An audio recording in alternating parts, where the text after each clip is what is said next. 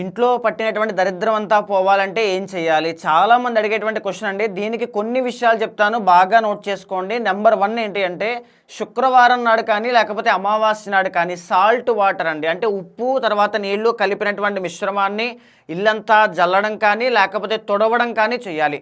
ఆ తుడిచే ముందు చేయాల్సిన పని ఏంటి అంటే, ఆ నీళ్ళని పట్టుకుని ఓం శాంతి శాంతి శాంతిః ఈ మంత్రాన్ని చదివి కనుక చేయండి. ఇంట్లో ఉండేటువంటి నెగెటివ్ ఎనర్జీ మొత్తం కూడా తొలగిపోతుంది.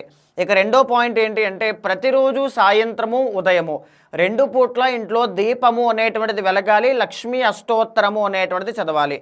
సో ఈ రెండో పాయింట్. తర్వాత మూడో పాయింట్ వచ్చేసి, చిన్న గిన్నెలో రాళ్ళు ఉప్పు లేకపోతే గళ్ళుప్పు అంటారండి, క్రిస్టల్ సాల్ట్, దాన్ని వేసి మీ ఇంట్లో ఈశాన్యం మూల కింద పెట్టండి. దీనివల్ల దరిద్రం పోతుంది, గొడవలు అనేటువంటివి ఇంట్లో రావు. తర్వాత 4వ పాయింట్, పగిలిపోయినటువంటి సామాన్లు కానీ చెత్త చెదారము కానీ